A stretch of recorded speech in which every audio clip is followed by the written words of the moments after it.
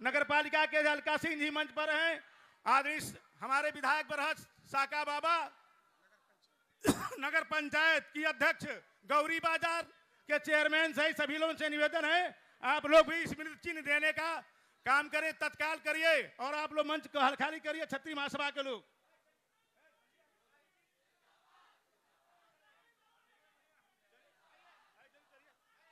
हाँ, अध्यक्ष गौरी बाजार और नगर पालिका देवरिया की बहन अलका सिंह, आप भी जाइए।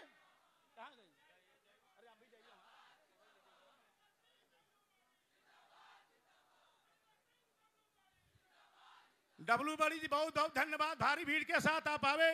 डब्लू बड़ी जी थोड़ा मंच पर इधर से आइए, दाहिने से। अब मैं इस मंच पर देश के नेता रक्षा मंत्री जी का डॉक्टर बिरभा त्रिकोशी, पीके राय, पूर्व अध्यक्ष अंतर्यामी सिंह, रमाशंकर कुशवाहा सभी लोगों ने स्वागत किया। जयप्रकाश शाही लोकसभा के प्रभारी हैं। मैं चाहूंगा कि दो माननीय क्षेत्रीय अध्यक्ष सहजानंद राय जी, जो दिल से भी मन से भी धनी हैं और सहज हैं, जिनके नेतृत्व में गोरखपुर का यह क्षेत्र लगातार हरनिश भारतीय जनता पार्टी के लिए चुनाव जिताने के लिए रात दिन काम कर रहे हैं। ऐसे हमारे क्षेत्रीय अध्यक्ष, आप लोग नारों के साथ इनका तालियों के साथ स्वागत करिए। सहजानंद राजनाथ सिंह, माननीय सहजानंद राज जी। बोलिए भारत माता की, भारत माता की। माननीय राजनाथ सिंह जिंदाबाद, माननीय राजनाथ सिंह जिंदाबाद, माननीय राजनाथ सिंह जिंदाबाद। जो भी अपने भारतीय जनता पार्टी के पदाधिकारी और कार्यकर्ता हैं, मैं आप सबसे निवेदन कर रहा हूं कि आप गैलरी में ना रहें, स्थान बना है, आप लोग अपने अपने स्थान पे चले जाएं। मेरा निवेदन है, जो सीनियर कार्यकर्ता हैं सबसे, ये अच्छी बात नहीं, अपने स्थान पे चले जाएं। आज के हमारे इस देवरिया लोकसभा की सभा में हम सबके नेता, उत्तर प्रदेश के पूर्व मुख्यमंत्री, उत्तर प्रदेश के एक एक कार्यकर्ताओं के दिल में बसने वाले, भारत सरकार के रक्षा मंत्री माननीय राजनाथ सिंह जी का आज के इस सभा में मैं देवरिया लोकसभा के एक एक कार्यकर्ताओं और यहां पर उपस्थित हुई इस जन समूह से मैं कहूंगा कि एक बार माननीय राजनाथ सिंह जी का अपने स्थान पे खड़ा होकर के आप सब ताली बजा करके माननीय राजनाथ सिंह जी का स्वागत, अभिनंदन, वंदन करेंगे।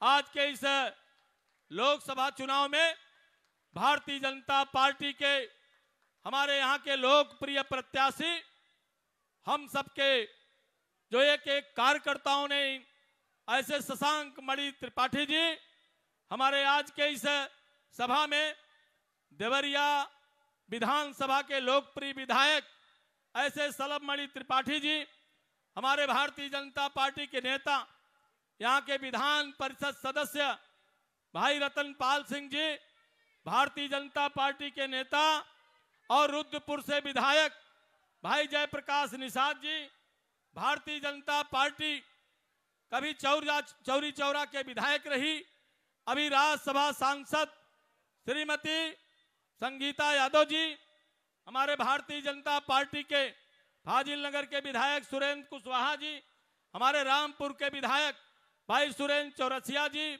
इस मंच पर भारतीय जनता पार्टी के नेता पूर्व विधायक डॉक्टर पीके राय जी, ऐसे उपस्थित भारतीय जनता पार्टी के सभी सम्मानित पदाधिकारी, नेता और सामने उपस्थित इस देवरिया लोकसभा की महान जनता का मैं स्वागत करता हूं, अभिनंदन करता हूं।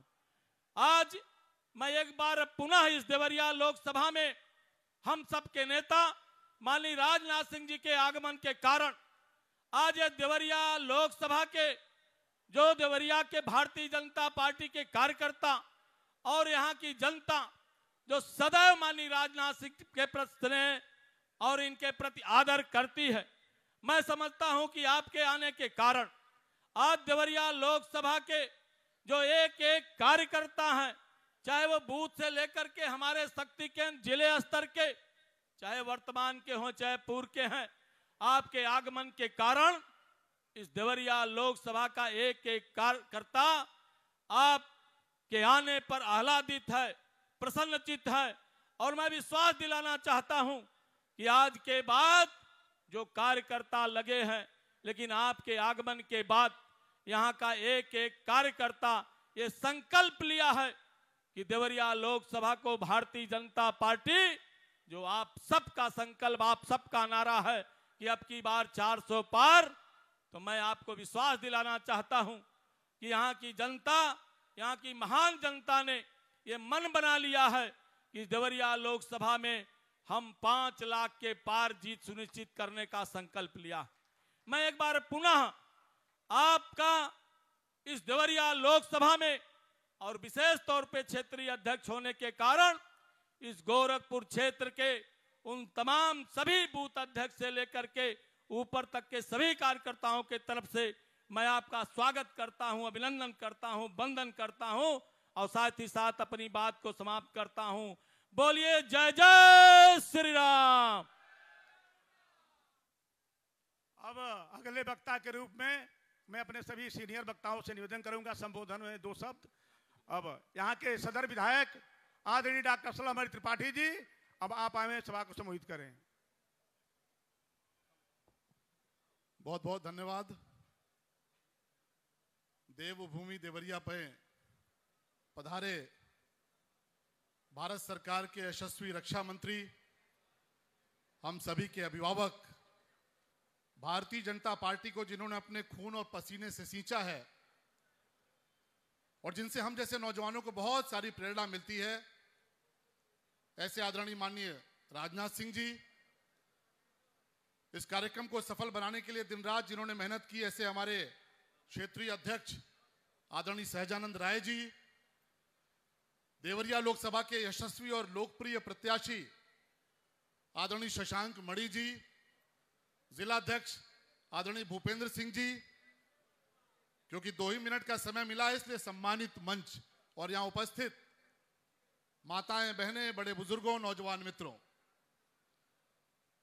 छात्र जीवन से हम सब माननीय राजनाथ जी को सुनते चले आए, कभी उनके सामने बोलने का अवसर नहीं मिला। आज आप सबके आशीर्वाद से यह अवसर मिला है।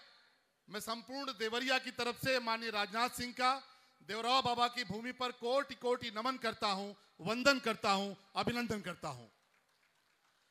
मैं सिर्फ एक बात बताकर अपनी बात समाप्त करूंगा। 2014 के पहले देश के भीतर जिस प्रकार के हालात थे, कोई ऐसा शहर नहीं था, कोई ऐसा जिला नहीं था 2014 के पहले जहां देश में आतंकी हमले नहीं होते थे, सीरियल धमाके नहीं होते थे।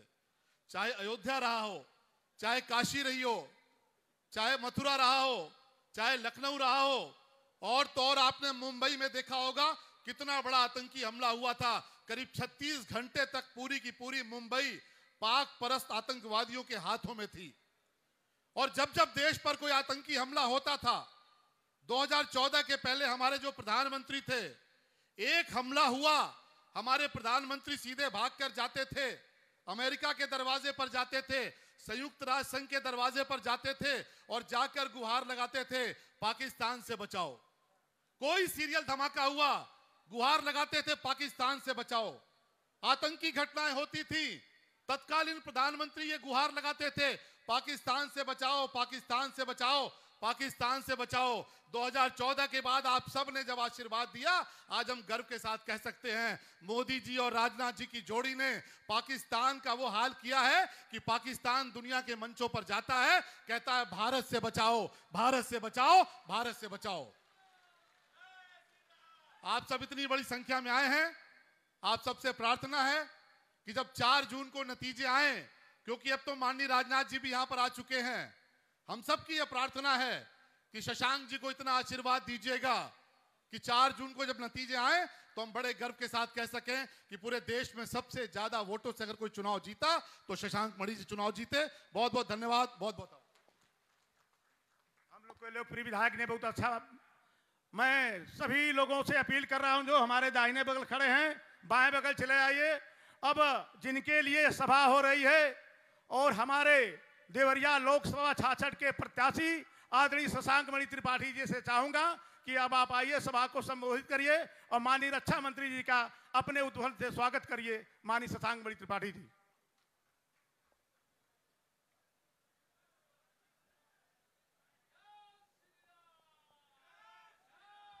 मेरे साथ बोलिए, भारत माता की, भारत माता की। आज इस विजय शंखनाद सभा में आदरणीय रक्षा मंत्री, मेरे परिवार से बहुत सालों से जुड़े हुए राजनाथ जी, आपका तहे दिल से स्वागत है, अभिनंदन है।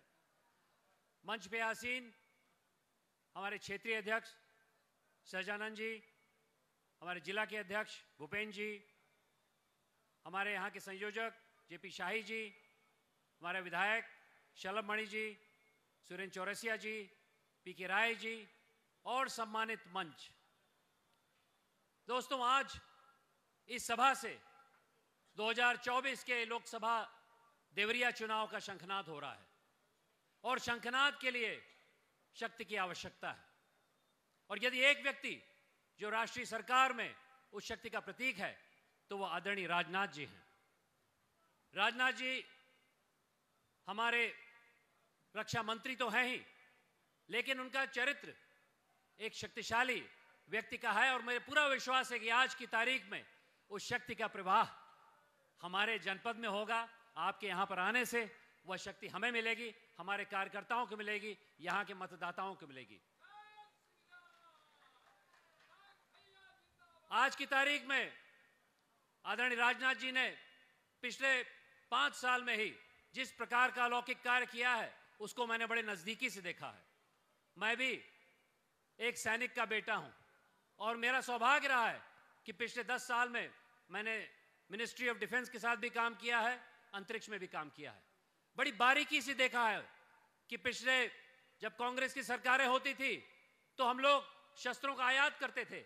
आज की तारीख में कुछ ही दिनों पहले आपने देखा होगा ब्रह्मोस मिसाइल का निर्यात हुआ है फिलीपींस में, बहुत बड़ी बात है। आज की तारीख में हमारा सेना बल सशक्त है, सुदृढ़ है। तो दोस्तों, आइए इस शक्ति की उपासना के साथ अपने चुनाव की बात रखें। यह चुनाव दोस्तों 2 मुद्दों पे निर्भर है। एक, पिछले 10 साल का आदरणीय प्रधानमंत्री मोदी जी का, भारतीय जनता पार्टी का, राजनाथ जी का अभूतपूर्व ट्रैक रिकॉर्ड। हर क्षेत्र में हम लोगों ने बढ़त पाई है। 2014 में हम लोग विश्व की 12वीं अर्थव्यवस्था थे, आज की तारीख में 5 हैं और अगले 5 साल में हम लोग 30वीं बन जाएंगे। अगर आप सड़कों का जाल देखिए, हर जगह देखिए, गांव में देखिए, पूरे क्षेत्र में देखिए, तो आप देखेंगे अभूतपूर्व प्रगति हुई है। आप रक्षा में देखिए, आज की तारीख में जैसा कि शलभ जी ने बोला, कोई भी मैं आंख उठा के नहीं देख सकता। दोस्तों, अगर आप जल जीवन मिशन देखिए जो अभी चल रहा है, उसके पहले स्वच्छ भारत मिशन देखिए, महिलाओं का उत्थान देखिए, युवाओं के लिए प्रेरणा देखिए। हर क्षेत्र में अगर आप किसानों को की आय दुगनी करने के क्षेत्र में देखिए तो हमारी सरकार ने, आदरणीय नरेंद्र भाई मोदी की सरकार ने पिछले 10 साल में अलौकिक काम किया है, अलौकिक काम किया है। और उसी तरह आदरणीय योगी जी ने हमारे प्रदेश में हर प्रकार का वैभव, और ओडीओपी में देखिए यहाँ महिलाओं के लिए कितनी प्रगति हुई है। लेकिन दूसरा विषय दोस्तों इस चुनाव में है अगले 25 साल की रूपरेखा। क्या अगले 25 साल में हम लोग एक विकसित भारत का निर्माण करने के लिए प्रेरित रहेंगे? उसका संकल्प हम सब लोगों ने मिलजुल के लिया है। जो विकसित भारत संकल्प यात्रा मोदी जी की गारंटी का रथ घर घर गया है, वो दर्शाता है कि हम लोग थके नहीं हैं, हारे नहीं हैं, आगे चलने के लिए भूखे हैं। और इस विकसित भारत, अमृतकाल के भारत के लिए मैंने भी प्रयास किया है देवरिया में। मेरी भी पुस्तिका अमृतकाल का देवरिया संसदीय क्षेत्र, उसको भी आप लोग बांचिए। उसमें भी छोटे पैमाने पे हम लोगों ने रणनीति बनाई है कैसे मैं विधायकों के साथ मिलजुल के डबल इंजन की सरकार यहां लगाई जाए, ताकि अगली 5 साल में जो भूमिका बनेगी अगले 25 साल की, वो सुदृढ़ हो, सशक्त हो। और इसके विपरीत दोस्तों, जो प्रत्याशी उतारे गए हैं इंडिया अलायंस के, वो तो न क्षेत्र के हैं न शक्तिशाली हैं। मुझे वह प्रिय दिनकर की कविता याद आती है, क्षमा शोभती उस भुजंग को जिसके पास गरल हो, उसे कहां जो दंतहीन विषरहित भी नहीं सरल हो। 2014 के पहले, जैसा कि विधायक जी ने बताया, हम लोग विषरहित विनीत सरल थे। मैं उस दिन था मुंबई में जब 166 लोगों की हत्या हो गई और 300 लोग घायल हो गए। और हमारे प्रधानमंत्री उस समय मनमोहन सिंह ने क्या कहा प्रमाण मांगा। और आप देखते हैं जैसे ही 2019 में पुलवामा में अटैक हुआ, 40 हमारे योद्धा शहीद हुए, हम लोगों ने बालाकोट में स्ट्राइक किया।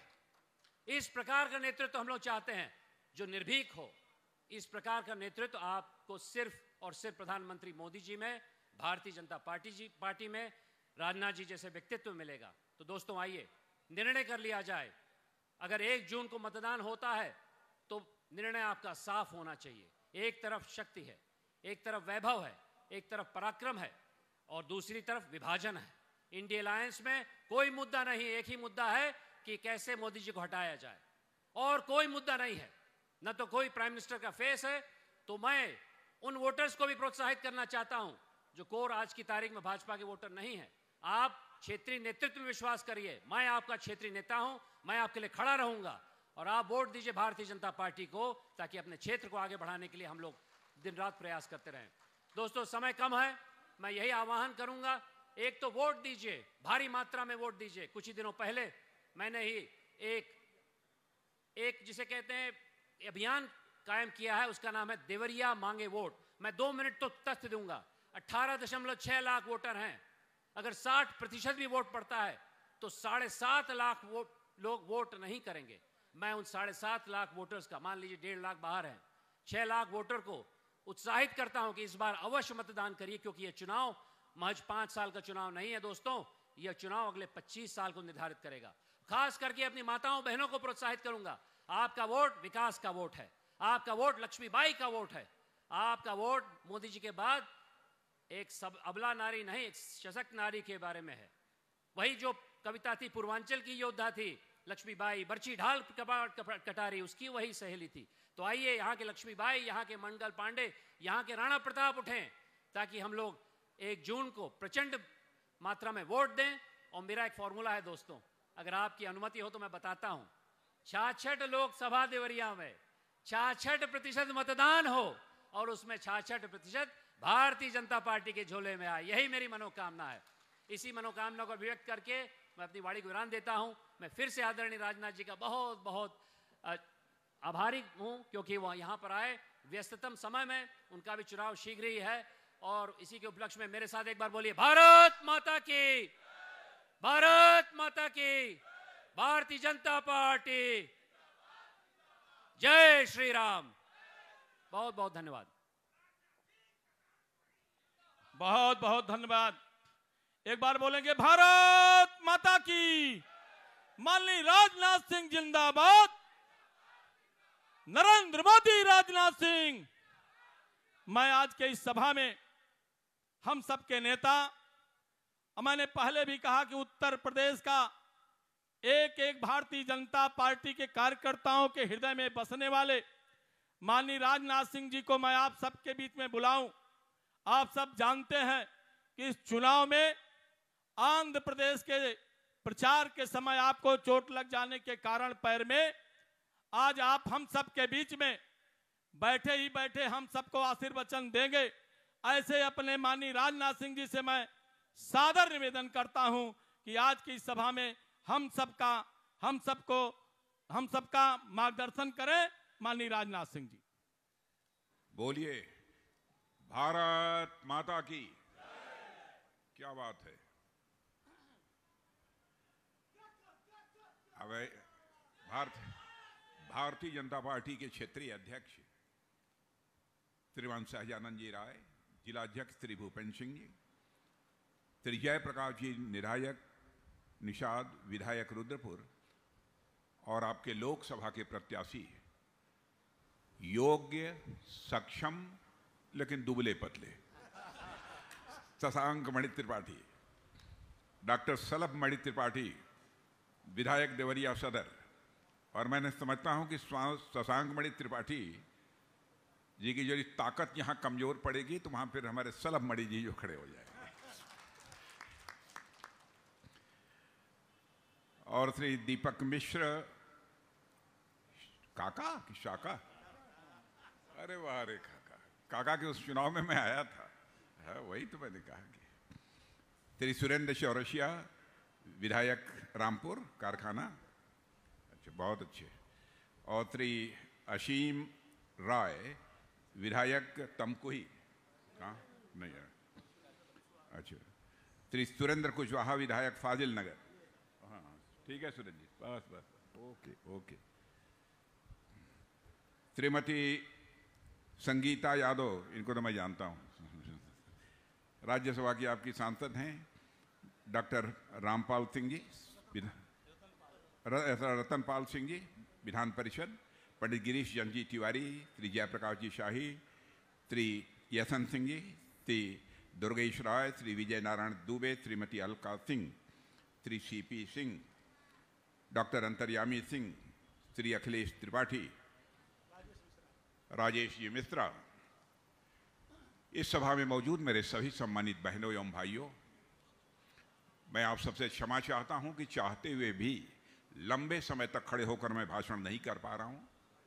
जैसा सहजानंद जी ने आपको बतलाया, आंध्र प्रदेश की एक सार्वजनिक सभा को संबोधित करने के बाद जब मैं मंच से उतर रहा था तो मेरे पैर में चोट लग गई थी। वैसे आपका आग्रह होगा तो मैं खड़े होकर भी बोल सकता हूं, बैठ के ही बोलेंगे।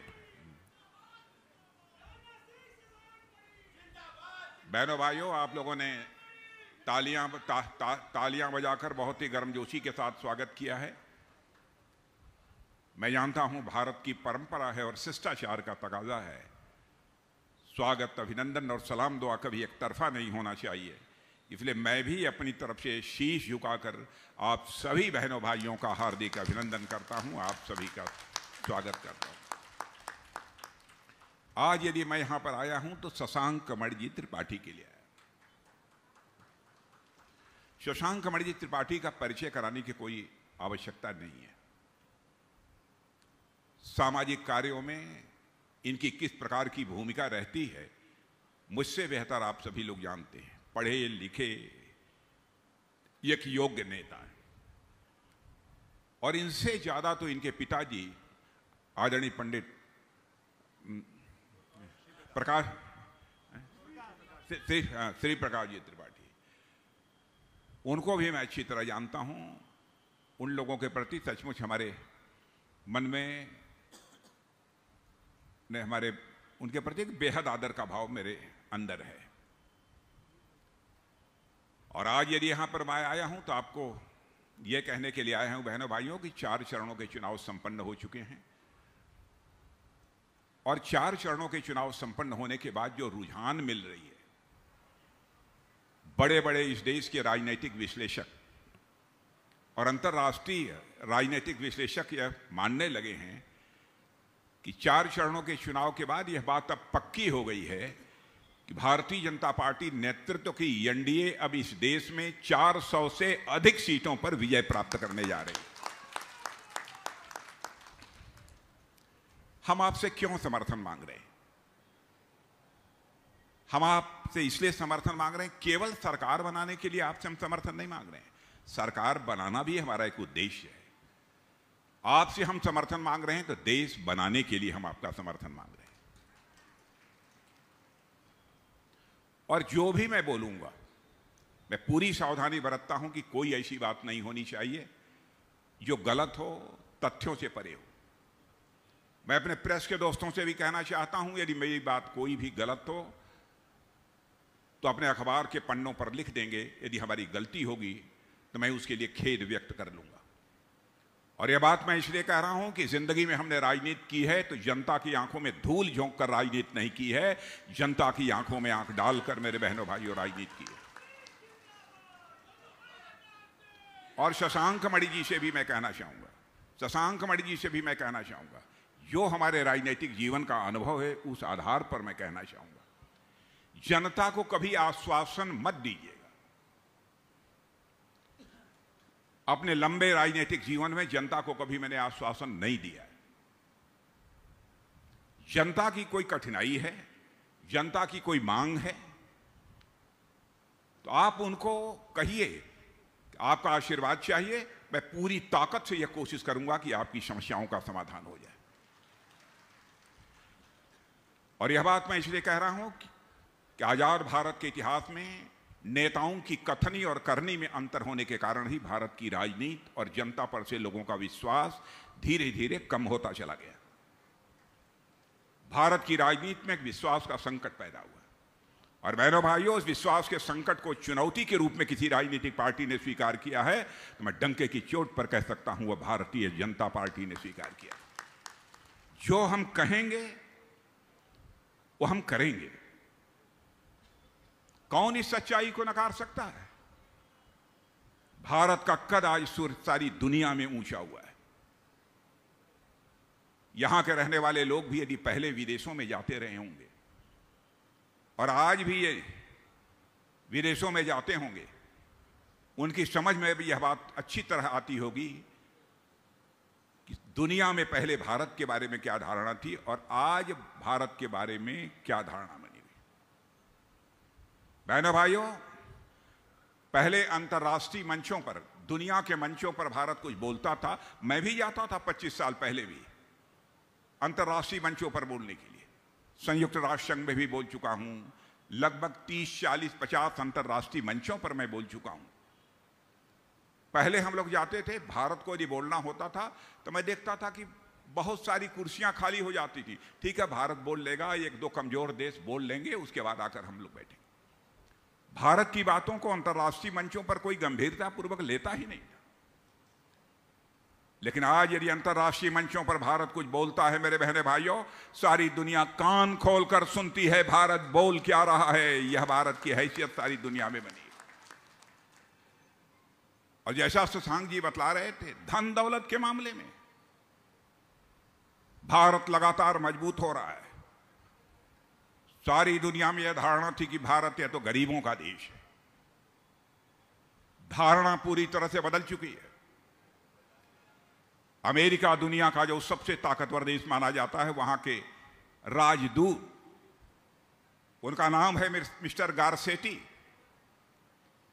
एक सम्मेलन को संबोधित करते हुए इसी भारत में उन्होंने कहा, ऐ दुनिया वालों, यदि भविष्य देखना चाहते हो तो भारत में आओ, यदि भविष्य महसूस करना चाहते हो तो भारत में आओ, और भविष्य पर यदि काम करना चाहते हो तो भारत में आओ।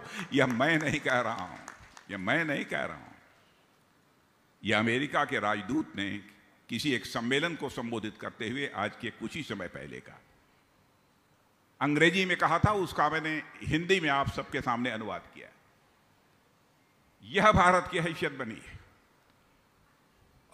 और जैसा शशांक जी बतला रहे थे कि हमारा भारत 2027 आते आते धन दौलत के मामले में, अर्थव्यवस्था के आकार, धन दौलत के आकार के मामले में दुनिया के देशों में तीसरे स्थान पर आ जाएगा। मेरे बहनों भाई,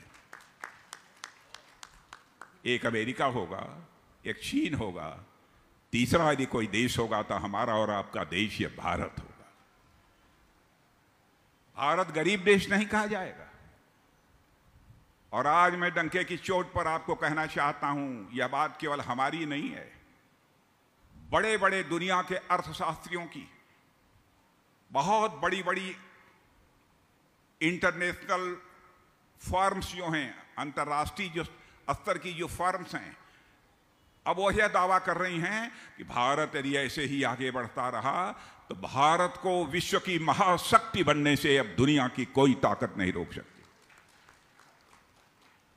और बहनों भाइयों, हम विश्व की महाशक्ति बनना चाहते हैं तो किसी दुनिया के देश पर कब्जा करने के लिए नहीं, आक्रमण करने के लिए हम विश्व की महाशक्ति नहीं बनना चाहते। क्योंकि हमारे ऋषियों और मनीषियों ने इसी भारत की धरती से वसुधैव कुटुंबकम का संदेश दिया है। हम भारत की सीमा में रहने वाले लोगों को ही अपने परिवार का सदस्य नहीं मानते हैं, बल्कि विश्व की धरा पर रहने वाले लोगों को अपने परिवार का सदस्य मानते हुए वसुधैव कुटुंबकम का संदेश सारे विश्व को, दुनिया के किसी देश की धरती से गया है तो हमारे और आपके देश की धरती भारत से गया है। बहनों भाई, हम विश्व की महाशक्ति बनना चाहते हैं, किसी पर आक्रमण करने के लिए नहीं, किसी देश पर कब्जा करने के लिए नहीं, बल्कि विश्व कल्याण के लिए हम विश्व की महाशक्ति बनना चाहते हैं। अब भारत विश्व की महाशक्ति बन रहा है।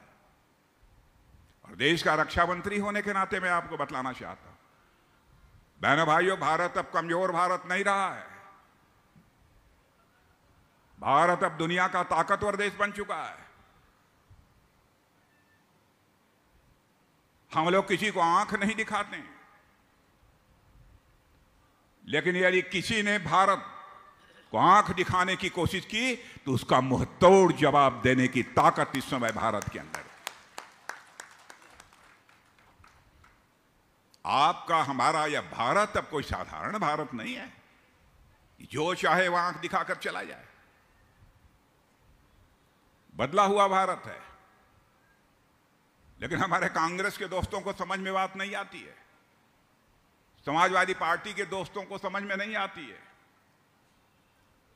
इन्होंने लगभग 52 वर्षों तक, 55 वर्षों तक हुकूमत कांग्रेस ने इस देश में की।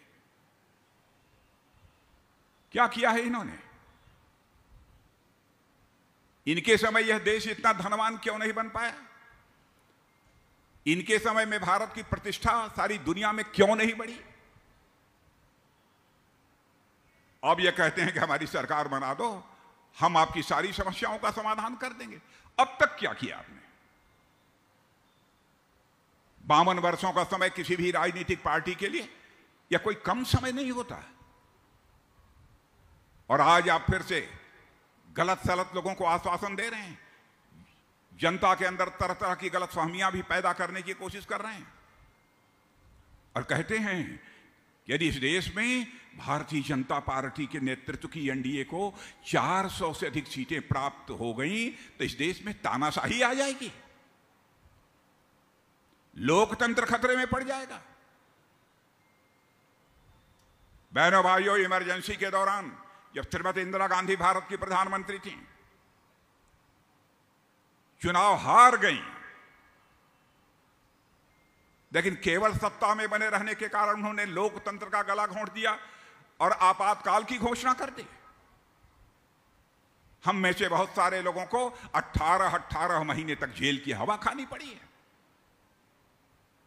लोकतंत्र का गला तो इन लोगों ने घोटा है।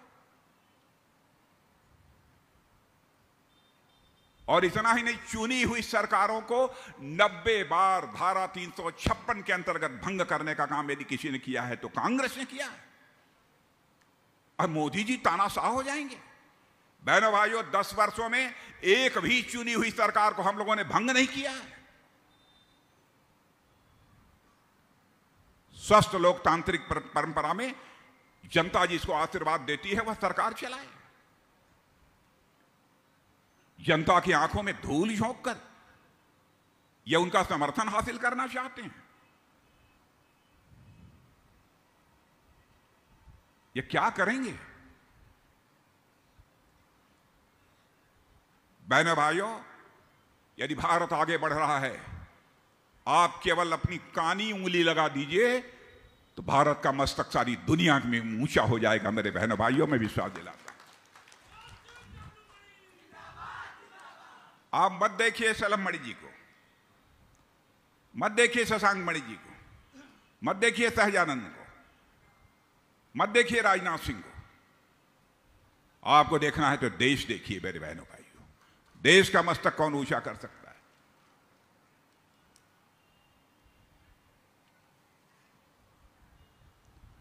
अब इन लोगों ने पूरा तमाशा बना रखा है।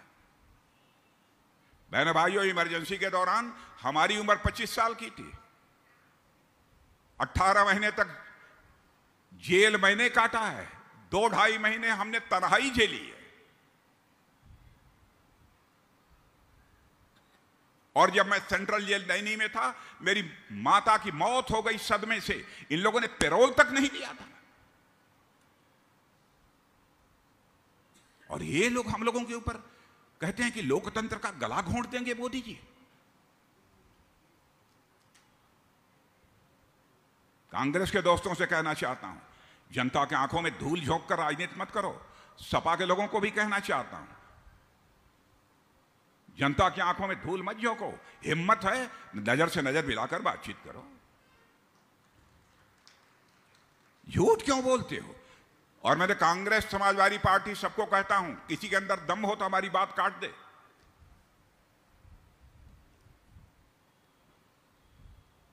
राजनीति हम सिर झुका के नहीं करते हैं। हमारा सिर झुका रहता है तो केवल ऐसे हिंदुस्तान की जनता जनार्दन के चरणों में झुका रहता है और किसी के सामने नहीं झुका रहता।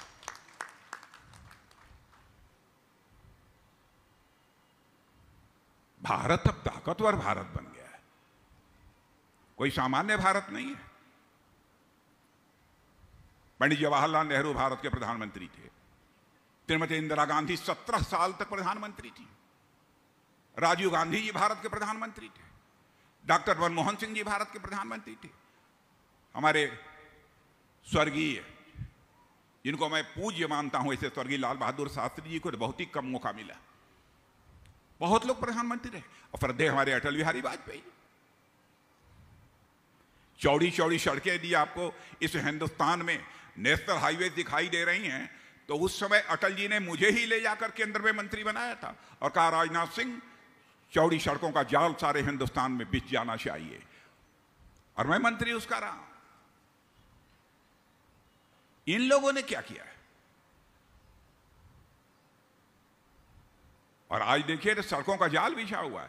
कांग्रेस के समय में यह जो चौड़ी चौड़ी सड़कें नेशनल हाईवेज की बन रही हैं, बामुश्किल 7 से लेकर 9 किलोमीटर तक प्रतिदिन बनती थी। आज प्रतिदिन 38 से लेकर 40 किलोमीटर सड़कों का निर्माण हो रहा है। बहनों भाइयों, काम करने की यह क्षमता होती है। 25 करोड़ लोग भारत में गरीबी रेखा के बाहर हो गए हैं। यह हमारा आंकड़ा नहीं है, नीति आयोग का है। और नीति आयोग के साथ साथ एक मानी जानी विश्व की फाइनेंशियल फर्म, इसे वित्तीय फर्म कहते हैं, यह उसका आंकड़ा है। कांग्रेस को मैं चुनौती देता हूं, बताओ आपने अपने शासनकाल में कितने लोगों को गरीबी रेखा से बाहर किया है? बहनों भाइयों, मैं पंडित जवाहरलाल नेहरू, श्रीमती इंदिरा गांधी, राजीव गांधी, डॉक्टर मनमोहन सिंह, भले ही वह दूसरे पार्टी की हो, हमारा स्वभाव है मैं किसी प्रधानमंत्री की आलोचना नहीं करता हूं, क्योंकि मैं यह मानता हूं प्रधानमंत्री यह व्यक्ति नहीं होता है, प्रधानमंत्री यह संस्था होता है। सबका सम्मान किया जाना चाहिए।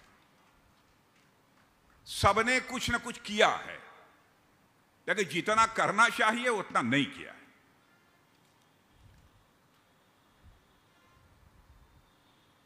लेकिन हमारे प्रधानमंत्री मोदी जी का जहां तक प्रश्न है, मैं दावे के साथ कह सकता हूं, उनके शासनकाल में विकास की जो तेजी हमको देखने को मिली है, आजाद भारत के इतिहास में किसी के शासनकाल में विकास की वह तेजी नहीं देखने को मिली। जो भी मैं बातें आपसे करूंगा तथ्यों के आधार पर करूंगा। ऐसा नहीं कि जो कांग्रेस का है, सपा का है, उसकी मैं आलोचना कर रहा हूं। और कांग्रेस सपा की मैं क्या आलोचना करूंगा? कांग्रेस तो ऐसे ही लुप्त होती जा रही है।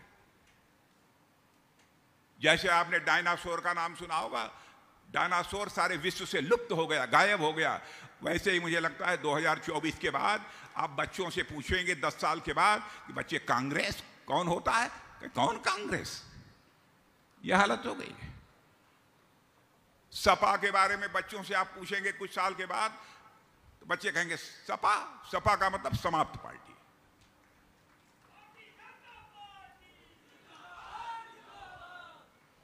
अब है ना भाइयों, समाजवादी पार्टी का चेन, साइकिल का चेन जो 2014 में एक बार उतरा तो 2017 के विधानसभा चुनाव में भी नहीं चढ़ पाया, 2019 के लोकसभा में भी नहीं चढ़ पाया, 2022 के विधानसभा चुनाव में भी वह चेन चढ़ नहीं पाया।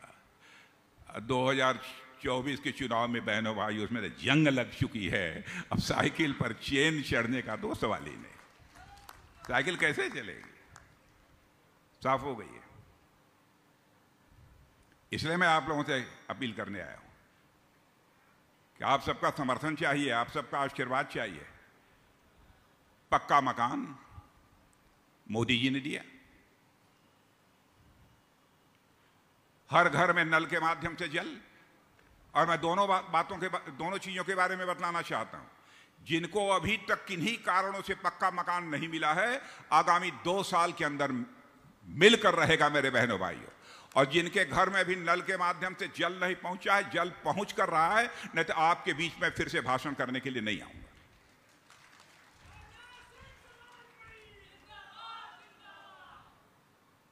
बहुत सारे काम हुए हैं। क्या कभी आपने सोचा था, इस देश का कोई ही प्रधानमंत्री रहा हो, कभी सोचा कि हमारे गरीब परिवारों की माताएं बहनें घर में बैठ के लकड़ी जलाकर, अंगीठी जलाकर, धुआं निकलता था उसी में खाना बनाती हैं? यहां बैठी हैं हमारी बहनें, बतला दें। आज हर के घर में गैस सिलेंडर होगा, एलपीजी गैस सिलेंडर होगा। शासक के अंदर संवेदनशीलता होनी चाहिए मेरे बहनों भाई। वह संवेदनशीलता हमारे प्रधानमंत्री के अंदर देखने को मिली। आयुष्मान भारत कार्ड 5 लाख रुपए तक का मुफ्त इलाज। और आज मैं यह भी बतलाना चाहता हूं, चुनावी घोषणा पत्र जो बना था उसका अध्यक्ष इस बार भी मैं ही था। प्रधानमंत्री जी ने कहा, राजनाथ जी इस बार ध्यान दीजिएगा, जो बुजुर्ग हो जाते हैं, 70 साल से ऊपर की उम्र हो जाती है, 70 साल और इससे ऊपर की, ऐसा किया जाए चाहे उनकी आमदनी जो भी हो, चाहे किसी भी जाति के हों, किसी भी पंथ के हों, किसी भी मजहब के हों, 70 साल के जितने लोग हैं, बूढ़े बूढ़ी, दादा दादी, उनका 5 लाख रुपए तक का हर साल मुफ्त इलाज किया जाएगा। 1 जून के बाद गवर्नमेंट बनते ही जून के अंदर ही यह शासनादेश जारी कर दिया जाए। इस हद तक सोचने वाली यदि कोई पार्टी है तो मेरे बहनों भाइयों, वो भारतीय जनता पार्टी। हमने जो कहा सो किया। हमारा घोषणा पत्र तो उठाकर देख ले इसके पहले का। हम 51 से कहते चले आ रहे हैं हमारी सरकार बन जाएगी, धारा 370 जिसके तहत जम्मू कश्मीर को विशेषाधिकार प्राप्त है, हम चुटकी बजाकर समाप्त करेंगे। कर दिया। अब जम्मू कश्मीर का भी वही दर्जा है जो हिंदुस्तान के अन्य राज्यों का दर्जा है। हम लोगों ने कहा था जिस दिन दिल्ली में हमारी सरकार बन जाएगी, संसद के दोनों सदनों में बहुमत मिल जाएगा, उसी दिन परमात्मा की कृपा से अयोध्या की धरती पर भव्य राम का मंदिर बनकर रहेगा। और आपने देखा, बन गया। और बहनों भाइयों, आपको क्या लगता है मैं नहीं जानता, मुझे तो लगता है भगवान राम अपनी झोपड़ी से निकलकर अपने महल में प्रवेश कर चुके हैं। भारत में राम राज्य का आगाज होकर रहेगा। अब लोग कहते हैं कि राजनाथ सिंह कहते हैं राम राज्य का आगाज होकर रहेगा। कैसे कहते हैं? मैं यह मानता हूं कि जिस दिन लोगों के अंदर कर्तव्य बोध, हमें क्या करना चाहिए क्या नहीं करना चाहिए, यह ज्ञान जिस दिन पैदा हो जाएगा, मैं मान लूंगा कि भारत में राम राज्य आ गया। राम को जंगल ही जाना पड़ा था तो कैकेयी के कर्तव्य बोध के कारण नहीं, बल्कि कैकेयी के अधिकार बोध के कारण ही भगवान राम को जंगल किया अपना पुत्र। आएगा राम राज्य, पक्का विश्वास है। अब ये लोग गलतफहमी पैदा कर रहे हैं मुसलमान भाइयों के अंदर, क्रिश्चियंस के अंदर, यहूदियों के अंदर। हम लोगों ने नागरिकता कानून बनाया है और नागरिकता कानून से सारे मुसलमान, सारे ईसाई, सारे यहूदी सबकी नागरिकता समाप्त कर देंगे। बहनों भाइयों, यह कानून प्रधानमंत्री जी के मार्गदर्शन में गृह मंत्री रहते हुए मैंने बनाया।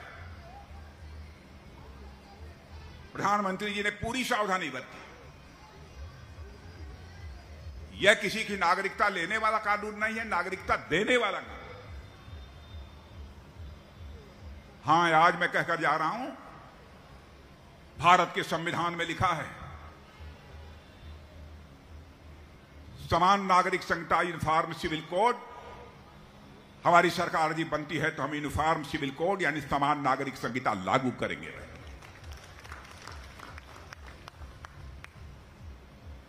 सबके लिए समान, जाति पंथ और मजहब के आधार पर कोई भेदभाव नहीं होना चाहिए। यह हमारी सोच है। आतंकवाद आपने देखा, कांग्रेस की हुकूमत थी, आए दिन किसी न किसी राज्य में आतंकवाद की बड़ी वारदातें हुआ करती थी। कहीं ना कहीं। और मुझे याद है 2008 में मुंबई में एक बड़ी आतंकवादी वारदात हुई थी। हमारे बहुत सारे पुलिस के अधिकारी मारे गए, सीनियर ऑफिसर। उस समय वहां के कांग्रेस के गृह मंत्री थे, उन्होंने कहा अरे आतंकवाद की घटनाएं तो होती रहती हैं, कांग्रेस को यह बर्दाश्त हो सकता है लेकिन भारतीय जनता पार्टी को यह बर्दाश्त नहीं है। बहनों भाई, आज ये देखिए हिंदुस्तान में शायद कश्मीर घाटी में एक दो छोटी मोटी आतंकवाद की वारदातें हों, लेकिन किसी आतंकवादी ने मां का दूध नहीं पिया है कि हिंदुस्तान के किसी राज्य में आतंकवादी वारदात कर। आज हमारे अंदर वह ताकत है, आज हमारे अंदर भारत के अंदर वह ताकत है। जरूरत पड़ी तो हम सीमा के इस पार भी मार सकते हैं, जरूरत पड़ी तो सीमा के उस पार भी जाकर मार सकते हैं। यह हमारे अंदर ताकत है।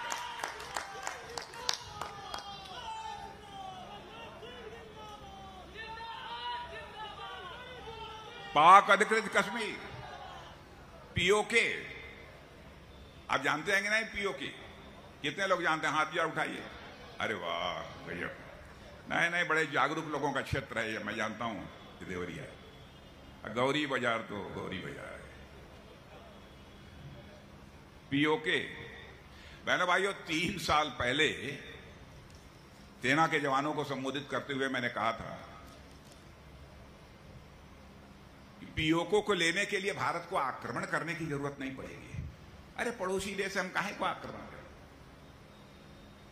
ऐसी परिस्थितियां पैदा हो जाएंगी कि पीओके में खुद ही यह मांग उठने लगेगी कि हम भारत के साथ जाना चाहते हैं, भारत में हम अपना विलय चाहते हैं। और आपने देख लिया होगा यह हो गया है, हो गया है। और मैं अंतर्राष्ट्रीय human rights commission, international human rights commission से भी मैं कहना चाहता हूं, मैं अपील करना चाहता हूं इस मंच से, मानवाधिकार का जिस तरीके से पीओके में उल्लंघन हो रहा है, इसका संज्ञान क्यों नहीं यह अंतर्राष्ट्रीय मानवाधिकार आयोग लेता है?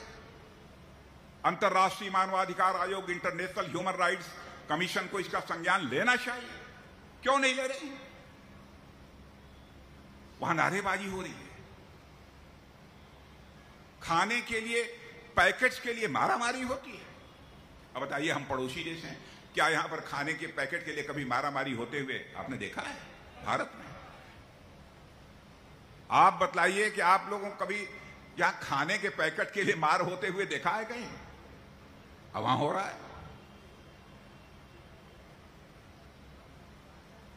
इसलिए बहनों भाइयों, मैं आप लोगों से अपील करने आया हूं कि आप लोगों का समर्थन चाहिए।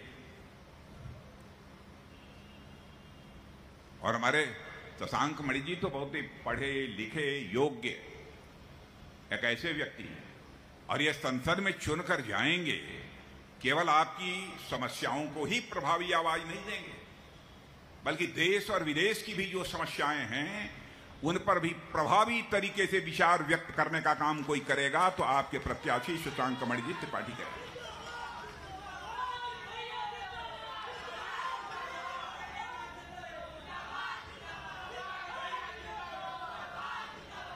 तो मैं मानकर जाऊंगा आप लोग जिता देंगे पक्का?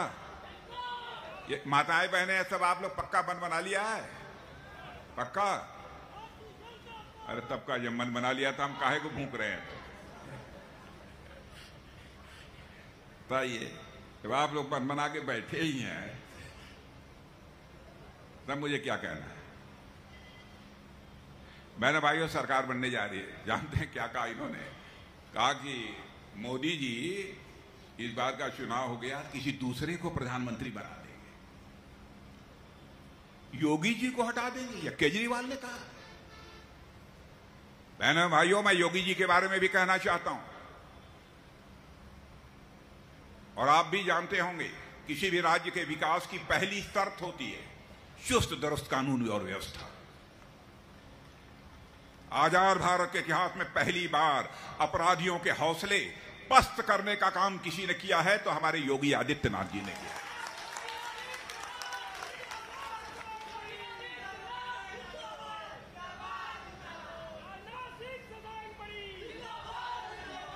और आपको जानकारी नहीं होगी, इसकी चर्चा हिंदुस्तान के सभी राज्यों में होती है। विदेशों में चले जाइए, वहां भी जो भारतीय हैं वहां चर्चा होती है। और राज्य का यदि हम विकास करना चाहते हैं तो विकास की पहली शर्त होती है चुस्त दुरुस्त कानून व्यवस्था। और उत्तर प्रदेश में योगी जैसा मुख्यमंत्री और हमारे मोदी जी जैसा देश को प्रधानमंत्री मिल जाए तो उनके मार्गदर्शन में हमारा विकास, हमारा भारत किन ऊंचाइयों को हासिल करेगा, इसकी कल्पना भी नहीं की जा सकती। इसलिए बहनों भाइयों, बस कहीं मत देखिए, कहीं किसी से नाराजगी हो सकती है, किसी ने कभी कोई गड़बड़ किया होगा। बस यही कहिए, भारत माता का मस्तक ऊंचा करना है। इसलिए आपका एक एक वोट जो भी पड़ेगा वो भारत माता के चरणों में एक प्रकार की वो पुष्पांजलि होगी। हमारी यह ऐसी धारणा। इन्हीं शब्दों के साथ पुनः मैं आप सबको धन्यवाद देते हुए अपनी बात समाप्त करता हूं। बहुत बहुत धन्यवाद।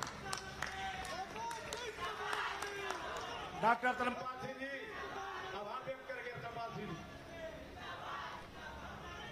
आज के कार्यक्रम के मुख्य अतिथि हम सबके नेता, भारत के रक्षा मंत्री, देश के राष्ट्रीय अध्यक्ष रहे, उत्तर प्रदेश के पूर्व मुख्यमंत्री रहे, सम्माननीय आदरणीय राजनाथ सिंह जी, मंच पर उपस्थित सभी सम्मानित नेतागण, अभी आप सब ने अपने प्रिय नेता को सुनने का काम किया है।